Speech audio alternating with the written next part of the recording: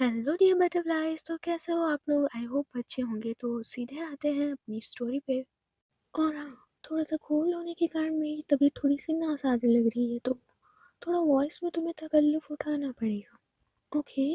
तो previous part में आपने सुना था आयशा खुशबू के साथ अपनी ज़िंदगी की नई शुरुआत के लिए उसने अपनी तरफ से कदम बढ़ाया था। जो आयशा थी वो बहुत ही सॉफ्ट किस कर रही थी खुशबू को।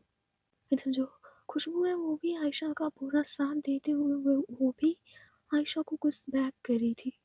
इधर जो आयशा है वो किस करते हुए थोड़ा सा पुश कर रही थी खुशबू को पीछे।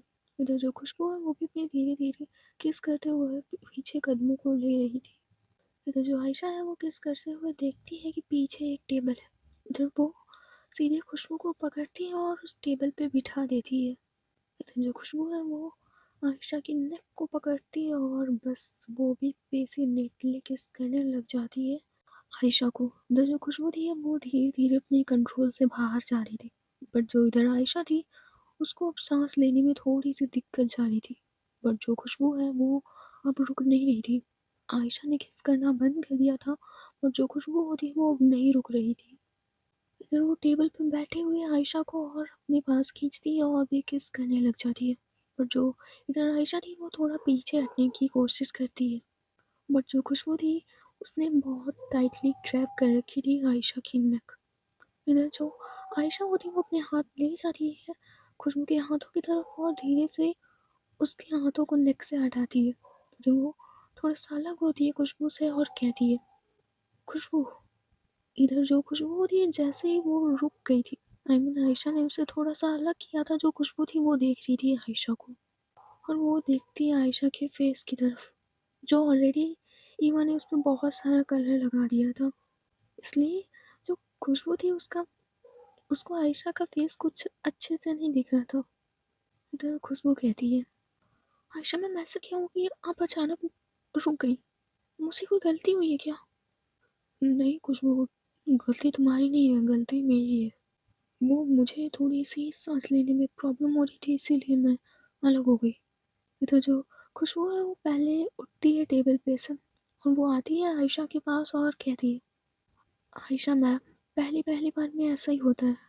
अगर हम किस की टाइमिंग को थोड़ा-सा बढ़ाते हैं तो पहली-पहली बार में साँस लेने में थोड़ी-सी प्रॉब्लम होती है। बट डोंट वरी, अब मैं आपको ब्रेक दे दिया करूँगी किसके बीच में। इतना कहकर जो खुशबू होती है वो आयशा को किस करने वाली थी, बट जो आयशा होती है उसका एक कदम पीछे अपने आप चला जाता है। इधर जो खुशबू होती है वो देखती है पहले आयशा के हाथों की तरफ, जो थोड़ा सा उसका एक हाथ थोड़ा सा वाइब्रेट हो रहा था। इधर जो खुशबू होती है वो धीरे से वही वाला हाथ आयशा का पकड़ती है और धीरे से उस हाथ को रब करती है। आयशा मैम, मैं जानती हूँ पहली पहली बार आपको अनकंफर्टेबल फील होगा, बट जब तक आप शुरुआत नहीं करेंगी तब तक ये आपके लिए बिल्कुल न्यू ही लगेगा, और आप ऐसे ही हमारे रिश्ते और मुझसे हमेशा ऐसे ही दूर भागती रहेंगी। बट खुशबू, तुम तो जानती हो ये सब मेरे लिए बहुत ज़्यादा नया है, और मुझे ये सब करते हुए बहुत अजीब लग रहा है। आयशा, पहली पहली बार ये सबको अजीब लगता है। जब मैंने स्टार्टिंग की थी किसी के साथ तो अजीब लगा था मुझे, और मैं जानती हूँ आपका ये फर्स्ट टाइम सिर्फ मेरे साथ है।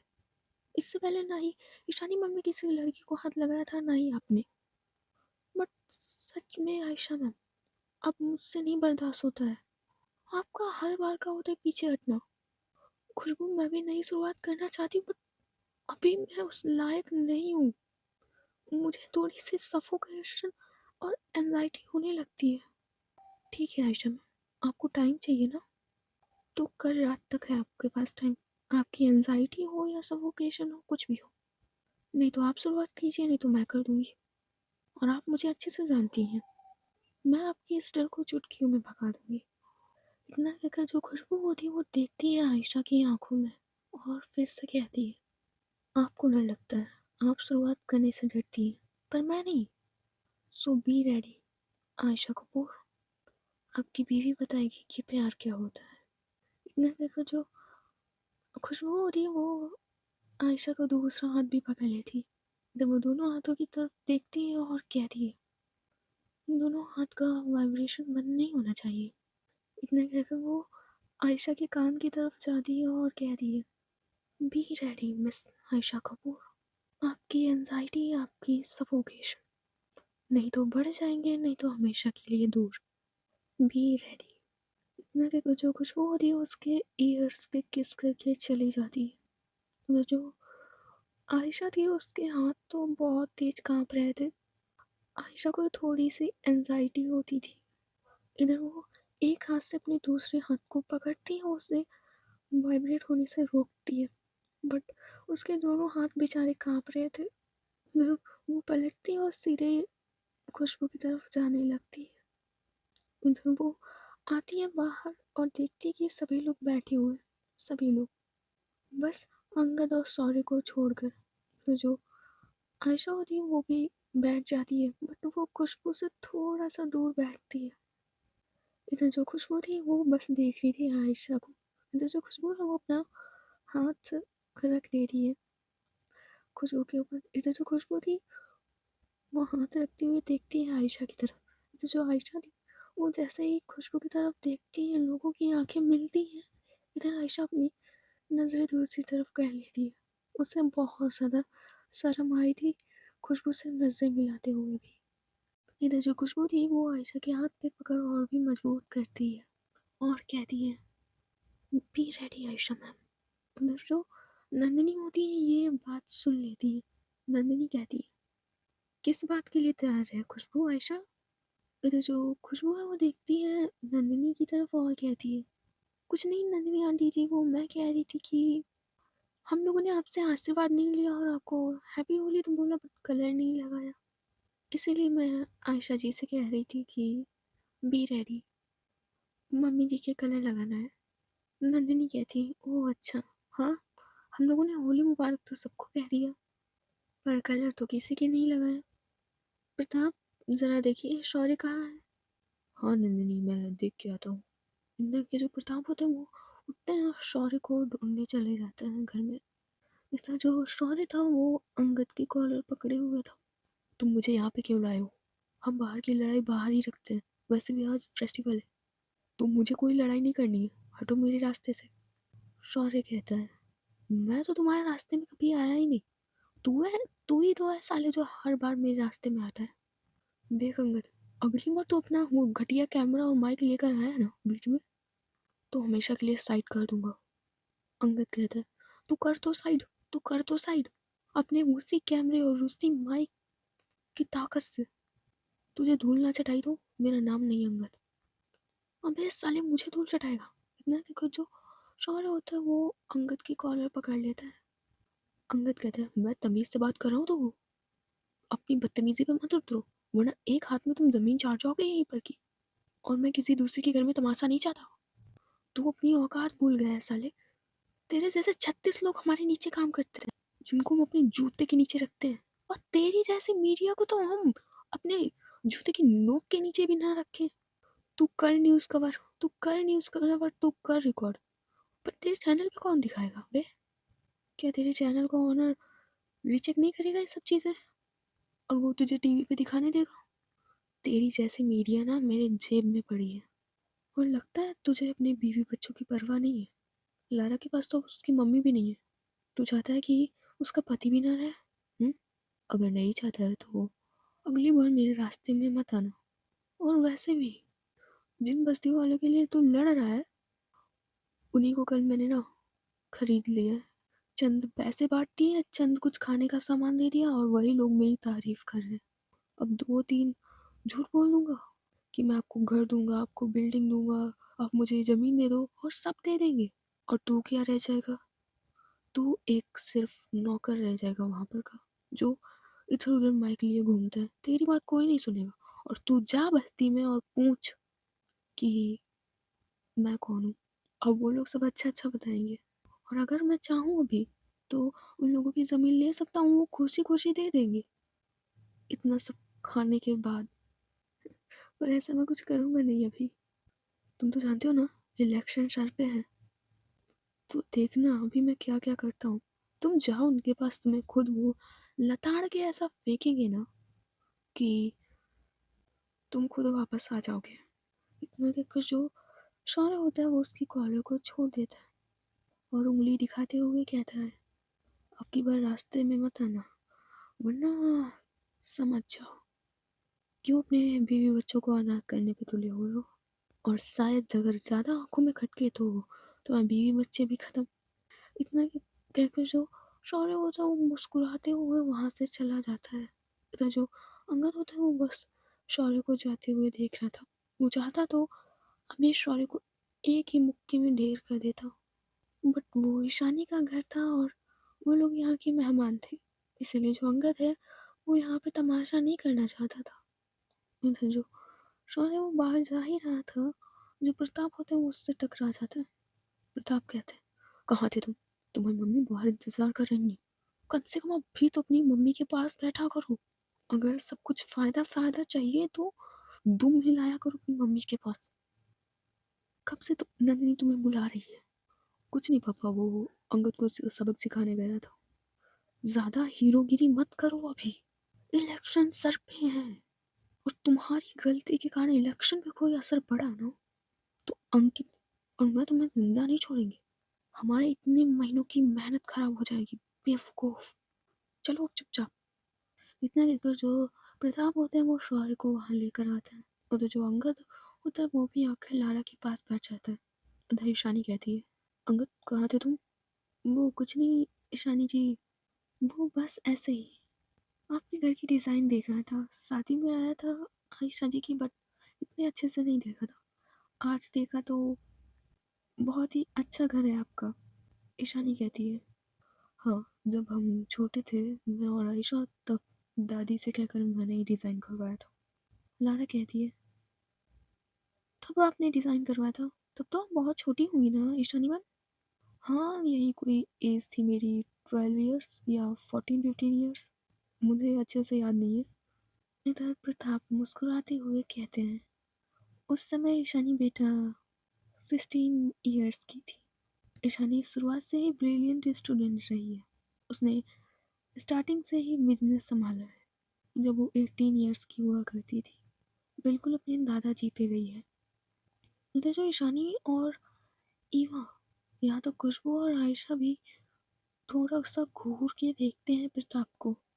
इधर खुशबू कहती है, पापा जी आपने हमें और आयशा जी को तो शादी का आशीर्वाद ही नहीं दिया, और लगता है आज मिठाई में कुछ शुगर कुछ ज़्यादा ही हो गई है। आपने खाई थी ना ईवा मैम मिठाई, आज कुछ शुगर कुछ ज़्यादा ही लग रही थी। ईवा कहती है, नहीं खुशबू अभी मैंने स्वीट नहीं खाया, बट मुझे नहीं लगता कि ईशानी जी ने कोई ऐसी स्वीट चूज की होगी जिसमें शुगर ज़्यादा है। खुशबू कहती है, अरे मैम आप नहीं समझोगे। पापा जी, इतना कि को जो खुशबू होती है वो उठती है और आती है प्रताप के पास। इधर वो अचानक से झुकती है और पैरों को टच करती है और कहती है, पापा जी आशीर्वाद दीजिए कि हमारा परिवार हमेशा बुरी बलाओं से बचता रहे। जो भी हमारे परिवार पे बुरी नज़र डाले उसका मुंह काला, है ना ईशानी मैम? इधर जो ईशानी होती है वो थोड़ा सा देखती है खुशबू की तरफ, बट वो कुछ बोलती नहीं है। इधर खुशबू कहती है, नंदिनी मम्मी जी, क्या मैं पापा जी को कलर लगा दूँ?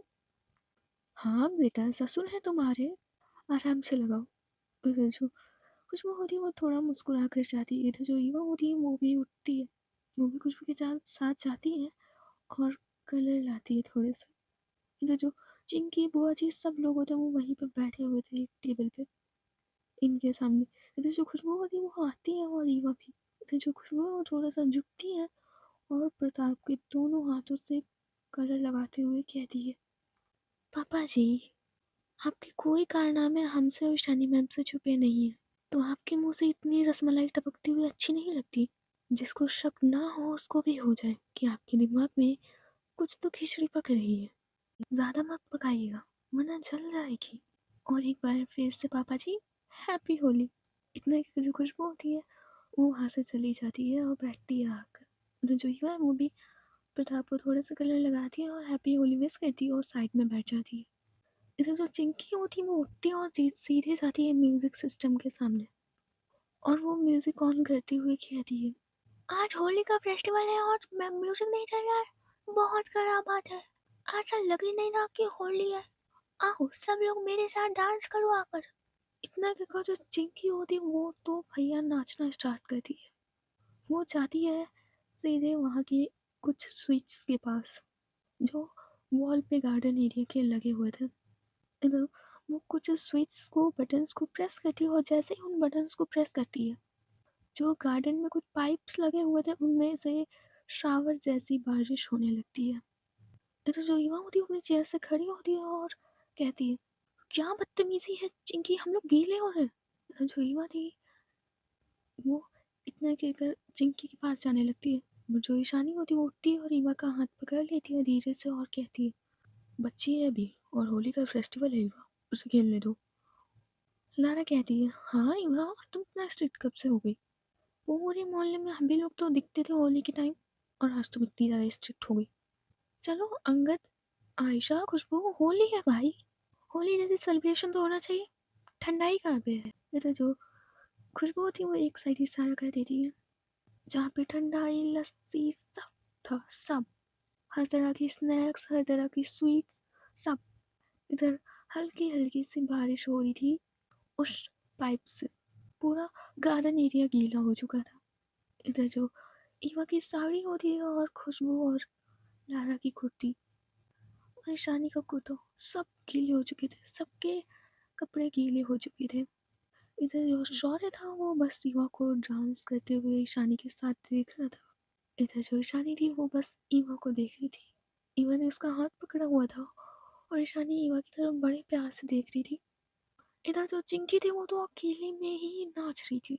उसने हाथ में पिचकारी पकड़ी होती है और आगे पीछे करते हुए कहती है कोई माइकल लाल जो मुझे रोक के दिखाए, है कोई माइकल लाल जो मुझे रोक के दिखाए।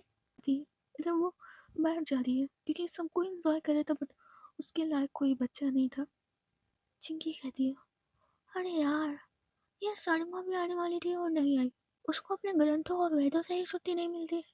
आह, इतनी सिंपल होली तो देखी ही नहीं आज तक मैंने, कितना खराब लग रहा है। इतना जो चिंकी होती है वो सबकी तरफ देखने लगती है। जो लारा थी वो आती है खुशबू के पास और कहती है, खुशबू क्या हुआ, तब से मैं देख रही हूँ तुम आयशा को देखे जा रही हो और उसके पास जाकर कह रही हो कि बी रेडी, और वो बेचारी तुमसे दूर हट जाती है, ऐसा क्या कर रही हो तुम? अरे लारा पूछो मत, और सब कुछ दे भगवान पर ऐसा डरपोक इंसान ना दे किसी को। लारा तुमने इतना सब कर दिया तो कुछ और भी कर दो। हुआ क्या है खुशबू बताओगी, फिर वैसे मैं आइडिया दूँ। तो जो खुशबू होती है वो सारा टॉपिक बताती है लारा को। तो जो लारा होती है वो मुस्कुराती है और कहती है, 1 मिनट हाँ। इतना कि जो लारा होती है वो आती है गेट के पास जहाँ पे आयशा वाली कार खड़ी होती है क्योंकि अंगद और लारा आयशा वाली कार से आए थे। जो लारा होती है वो धीरे से दरवाज़ा खोलती है और उसकी ड्रॉवर को खोलती है कार के और उसमें से एक बॉटल होती है वो छोटी सी वो निकालती है। इधर वो आती है खुशबू के पास और कहती है, तुम चिल मारो, मैं अभी आती हूँ। खुशबू कहती है, क्या करने जा रही हो Lara? Just wait and watch. इतना कहकर जो लारा होती है वो ठंडाई वाले एरिया की तरफ चली जाती है। इधर जो खुशबू होती है वो अब लारा पे ध्यान नहीं देती और वो भी डांस करने लगती है। इधर जो ईशानी थी वो बस खड़ी हुई थी और ईवा को देख रही थी। इधर जो ईवा है वो भी एक चेयर पे जाकर बैठ चुकी थी, काफ़ी ज़्यादा थक चुकी थी वो, इसीलिए वो भी बैठ जाती है जाकर। इधर जो बुआ जी और ये सब लोग थे वो डांस कर रहे थे, कोई एक दूसरे पे कलर डाल रहा था, कोई कुछ कर रहा था। इधर जो लारा होती है वो उसी बड़े से मटके के सामने खड़ी होती है। इधर वो उसका ढक्कन खोलती है, थोड़ी सी ठंडाई लेती है उसमें से गिलास में और वो उस शीशी को वहीं रख देती है। इधर वो ठंडाई लेकर चली जाती है सीधे खुशबू के पास और कहती है, खुशबू तुम्हें ठंडाई पीनी है? लारा, नहीं मुझे नहीं पीनी ठंडाई। अच्छा पर एक पी लेती तो ज़्यादा अच्छा होता।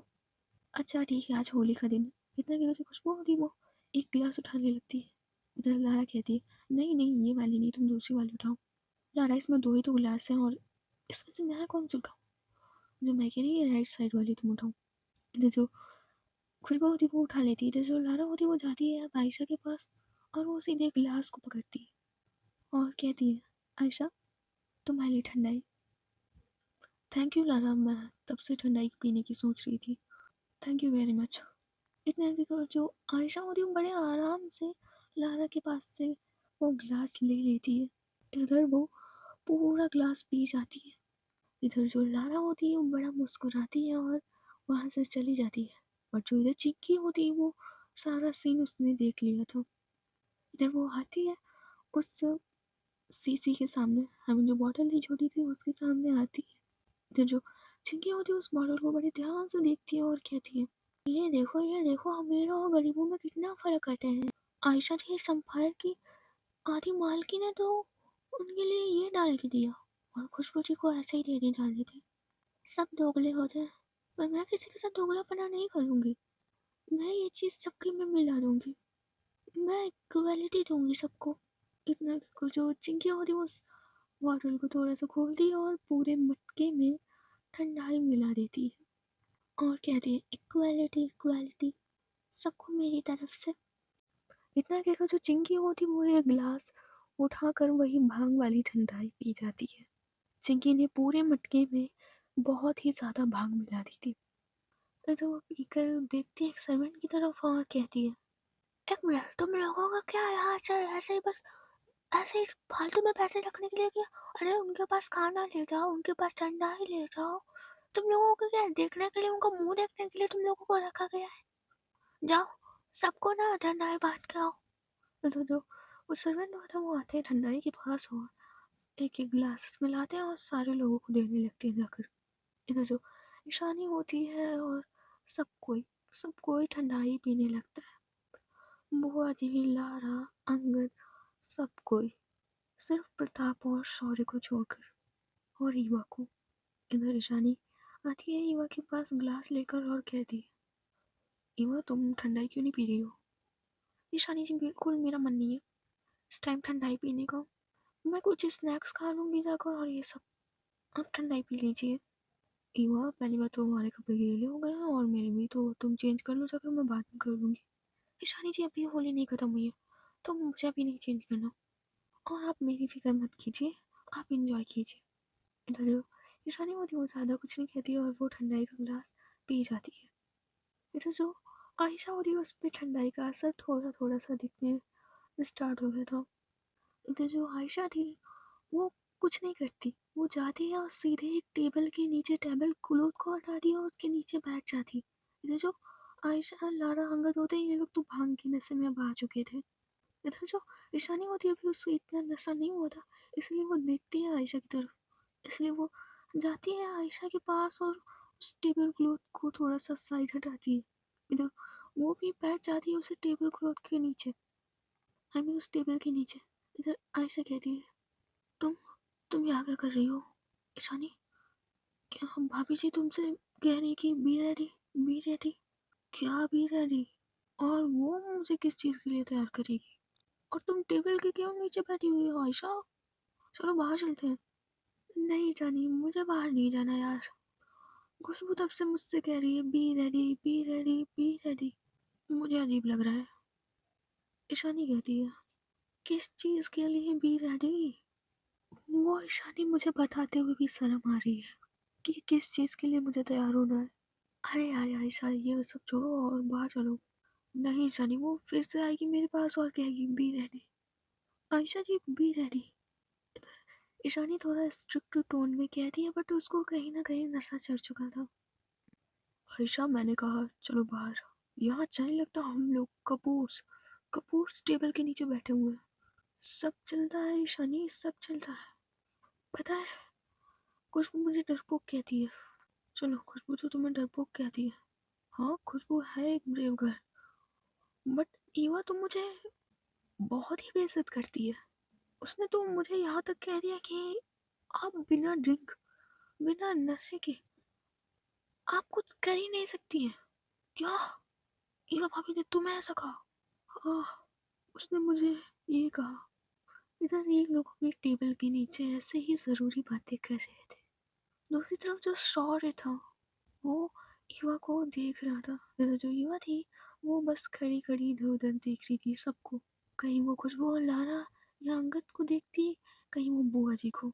इधर जो शौर्य था वो बस सीमा को देख रहा था। उसकी बदन से लिपटी हुई वो साड़ी और वाइट नेट की साड़ी में ईवा की बॉडी दिख रही थी।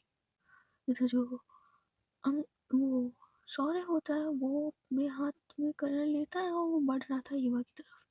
फिर वो ईवा के पास आता है सामने और कहता है, भाभी जी, आपके देवर की तरफ से आपको होली मुबारक। हैप्पी होली भाभी जी। इतना कि जो शौर्य होता है वो ईवा के फेस पे कलर लगाने लगता है, बहुत ही बदतमीजी से। तो जो ईवा होती है वो शौर्य को धक्का देती है सीधे और कहती है, बिहेव योर सेल्फ शौर्य, वरना अभी सानी जी को बता दूंगी और तुम्हारी कुत्ते की तरह धुलाई होगी, वो तुम अच्छे तरीके से जानते हो, तो मुझसे मजाक तो करना ही मत। अरे भाभी जी, मैं तो सब मजाक कर रहा था, आप तो बुरा मान गई। देवर हूँ आपका, इतना तो हक बनता है मेरा। देखो जो शौर्य होता है वो उसके शोल्डर पे गले लगाने लगता है। इधर जो एवा होती है वो उसको खींच के रख देती है तमाचा। इधर ये नज़ारा सिर्फ लारा देखती है। तो जो लारा होती है वो भी आ जाती है, उससे भी सही नहीं चला जा रहा था बट वो आती है वहाँ पे। उधर वो देखती है ईवा की तरफ और फिर देखती है शौर्य की तरफ और कहती है, क्या हुआ ईवा, क्या हुआ। इधर जो ईवा है वो देखती है लारा की तरफ और वो थोड़ी सी शॉक देती है। उसे नहीं पता था कि ठंडाई में भांग मिक्स है।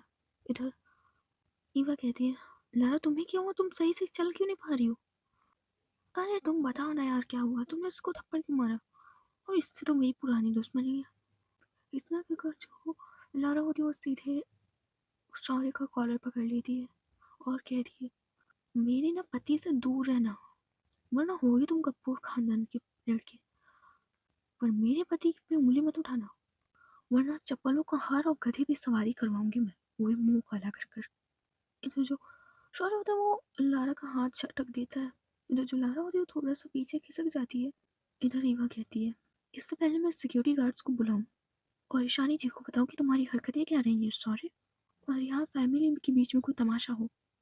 नंदिनी आंटी बुरा न माने इसलिए ईशानी जी कुछ बोल नहीं रही है, वो नंदिनी ताई जी का बड़ा सम्मान करती है, वरना तुम्हें घर के अंदर भी नहीं आने देती। इससे अच्छा निकल लो यहाँ से। जो शौर्य होता है वो बस अपने गाल पे हाथ रखता है और वो देखता है ईवा की तरफ और वहां से चला जाता है। इधर जो चिंकी थी वो तो जमीन पे ही पड़ी थी, उसको तो चक्कर और होश ही नहीं रहा था, वो तो बस बेहोश होकर जमीन पे लेटी हुई थी। दूसरी तरफ जो प्रताप होते हैं वो शौर्य को जाते हुए देख रहे थे। इधर प्रताप आते हैं शौर्य के सामने और कहते हैं, क्या हुआ, कहाँ जा रहे हो। कुछ नहीं पापा, को घर जा रहा हूँ। क्या हुआ, अचानक क्यों जा रहे हो। पापा, बस जरूरी काम है, और आप भी चलिए ना, होली तो हो गई, और जो काम करने आए थे वो तो हो ही गया, बात करने आए थे ना, और मम्मी को साथ ले चलना। इधर जो प्रताप होता है वो हमें से लाते, इधर वो आते नंदिनी के पास और कहते हैं, नंदिनी चले। इधर जो नंदिनी थी उन्होंने थोड़ा सा भांग का नशा कर लिया था। इधर नंदिनी कहती है, आयशा के पापा, मुझे विश्वास नहीं होता कि आप बदल गए इन कुछ दिनों। इधर प्रताप कहता है, हाँ चलो। इधर जो नंदिनी होती है वो मुस्कुराती हुए अपने पति के अपने हाथ में अपना हाथ देती है और जाने लगती है। इधर वो देखती है खुशबू की तरफ और कहती है, खुशबू बहू, आयशा का ध्यान रखना और अपना भी। इतना कहकर जो नंदिनी होती है और प्रताप होता है शौर्य, वो लोग वहां से कार में बैठकर चले जाते हैं। इधर जो शौर्य और प्रताप होते हैं वो देखते हैं एक दूसरे की तरफ और फिर वहां से सीधे चले गए थे। दूसरी तरफ जो लारा और अंगद होते हैं वो दोनों लोग एक बेंच पर जाकर बैठ जाते हैं। इधर जो बुआ जी थी वो भी फुल भांग के नशे में वो भी एक जगह पर बैठ जाती है। म्यूजिक भी अब बंद हो चुका था और सब लोग अपनी अपनी जगह पर बैठे थे, बट इधर ईशानी और आयशा भी टेबल के नीचे ही बैठे हुए थे। इधर जो आयशा है वो थोड़ा सा टेबल क्लॉथ हटाती है। इधर वो देखती है खुशबू की तरफ जो जमीन पे बैठी हुई थी। इधर वो कुछ सोच रही थी खुशबू, उसको भी भांग का नशा था। उधर जो आयशा वो देख रही थी खुशबू को और वो देखती है खुशबू को बड़े प्यार से। आयशा पूरी तरह से टल्ली। इधर जो आयशा होती है वो धीरे से उस टेबल के नीचे से निकलती है। इधर ईशानी कहती, कहाँ जा रही हो, अभी तो कह रही थी कि नहीं जाना और अब जा रही हो। आयशा पीछे मुड़ती है और कहती है, देखो ना ईशानी, खुशबू मुझे बुला रही है। इधर जो ईशानी होती है वो भी अपना सिर बाहर निकालती है और देखती है खुशबू की तरफ और कहती है, खुशबू, खुशबू। इधर जो खुशबू होती है पीछे पलट कर देखती है ईशानी की तरफ और कहती है, हाँ मैम, आप उस टेबल के नीचे क्या कर रही हैं? कुछ नहीं खुशबू, तुम आयशा को बुला रही थी। आयशा मैम। इधर वो देखती बड़े प्यार से आयशा की तरफ। इधर जो आयशा थी वो धीरे से टेबल के नीचे से बिल्कुल बाहर निकल आती है और बैठती है खुशबू के पास और कहती है, तुम मुझे बुला रही थी ना? हाँ हाँ आयशा मैम, मैं तो आपको कब से ढूंढ रही थी और मैं ना बैठ के यही सोची थी कि आप चली कहाँ गई हैं। आयशा मैम, इतना देखो जो खुशबू होती वो आयशा को थोड़ा सा धक्का देती है वही ग्रास पे। आई मीन गार्डन था तो घास थी पूरी की पूरी। इधर जो खुशबू होती है वो सीधे उसके ऊपर आकर उससे हक कर लेती है और कहती है, पता है मैं आपको कब से याद कर रही थी और ये कहना चाहती थी, be ready Ayesha ma'am, be ready. इधर खुशबू उठती है और आयशा का हाथ पकड़ती है और उसे ले जाने लगती है घर के अंदर। इधर जो आयशा थी वो भी बड़े प्यार से जा रही थी खुशबू के साथ। इधर ये दोनों लोग रूम की तरफ जा रहे थे। इधर जो कुछ लेडीज सर्वेंट थी वो चिंकी, बुआ जी और अंगद लारा को वो लोग एक एक कमरे में छोड़ कर आते हैं। इधर जो ईवा थी वो देखती है टेबल के नीचे। जो ईशानी थी वो बेचारी एक हाथ के बल के साइड मतलब एक हाथ की ताकत लगाकर देख रही थी टेबल के नीचे से इधर उधर। इधर जो ईवा है उसके पास जाती हुई और बैठती है वहीं पे और कहती है, आप अभी भी छोटी हैं ईशानी जी, पहले तो टेबल के नीचे से निकलिए। और ये सबको हुआ क्या है, जिसको देखो इधर उधर घूम रहा है? आपने कहीं ठंडाई में भांग तो नहीं मिलवाई थी? इधर से ईशानी बड़े प्यार से देखती है ईवा की तरफ और कहती है, नहीं तो, ऐसा कुछ भी नहीं था, हम ड्रिंक या ऐसे कुछ भी नहीं घर पे रखते हैं। अच्छा, तो मुझे ऐसा क्यों लग रहा है कि आपने ठंडाई में भांग मिलाई थी? ईवा, यार चुप, बहुत बोलती हो तुम। इतना कि जो ईशानी वो टेबल के नीचे से निकलती है। उधर वो उठती है और घर के अंदर जाने लगती है। इधर जो युवा है वो उसके पीछे पीछे जाती है। उधर जो ईशानी है वो बेचारी कैसे भी सीढ़ियों से चढ़कर 2-3 बार सीढ़ियों पर बैठती है, फिर कैसे भी सीढ़ियों से चढ़कर वो अपने रूम तक चली जाती है। इधर वो अपने बेड पे ही ऐसे गीले गंदे कलर लगे हुए कपड़ों से वो ऐसे ही उस बिस्तर पे लेट जाती है जाकर। इधर जो ईवा होती है वो आती है उसी कमरे में और देखती है ईशानी की तरफ। इधर वो भी ईशानी के पास ही बेड पे बैठ जाती है। दूसरी तरफ जो खुशबू और आयशा से वो लोग रूम में पहुंच गए थे। अच्छा, जो खुशबू होती है वो देखती है आयशा की तरफ। इधर वो आयशा का धीरे से कॉलर पकड़ती है उसके कुर्ते का। इधर वो खींचती है उसका फेस और उस पर किस करने लग जाती है। इधर वो अपर लिप को सक करती है और लोअर लिप को सक करती है बहुत तेज। इधर जो आयशा थी वो थोड़ा सा पीछे हटने की ट्राई कर रही थी बट जो खुशबू थी वो उसको छोड़ ही नहीं रही थी। वो उसकी नेक को और भी कस कर पकड़ती है और किस करने लग जाती है। इधर जो आयशा थी वो अपने कांपते हुए हाथ खुशबू की कमर पे रखती है। तो जो जैसे ही वो हाथों को महसूस करती है खुशबू, वो किस करना बंद करती है। इधर वो कॉलर ही पकड़े आती है सीधे बेड पे। इधर वो आयशा को थोड़ा ऊपर लेती है। इधर वो किस करना फिर से स्टार्ट कर दी। उधर जो आयशा थी वो भी अब थोड़ा सा कंट्रोल के बाहर थोड़ा सा आ जाती है। इधर जो आयशा थी वो खुशबू का एक हाथ पकड़ती है जो थोड़ा सा सही था, उसका एक हाथ पकड़ती है और उससे ऊपर कर देती है। इधर वो किस करना स्टार्ट करती है और प्रेसिंग भी उसकी कमर पे। इधर जो खुशबू थी उसकी अब सांसें तेज और काफ़ी अच्छा लग रहा था उसे। इधर जो आयशा होती वो अब ले जाती है अपने लिप्स को उसकी नेक पे और उसकी नेक पे बाइट करने लगती है। इधर जो खुशबू थी वो अपने नेल्स को ले जाती है आयशा की नेक पे और कसके से एक स्क्रैच देती है। उधर जो आयशा थी उसको थोड़ा सा जितना दर्द हुआ था वो और भी तेज बाइट करती है खुशबू की नेक पे। इधर जो खुशबू थी वो और भी तेज स्क्रैच करती है बट आयशा उसका रिवेंज खुशबू की नेक पे ले रही थी। जितनी तेज वो स्क्रैच करती उतनी तेज आयशा बाइट।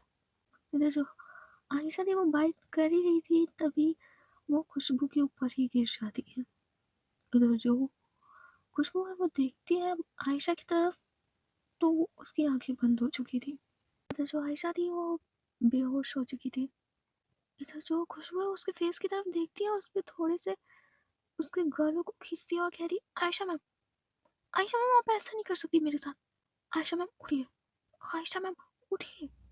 इतना कि वो उसको साइड में लिटाती है और उसके गालों को कस के खींचने लगती है, गालों पे थोड़ा सा मारने लगती है। बट जो आयशा थी वो बेहोश।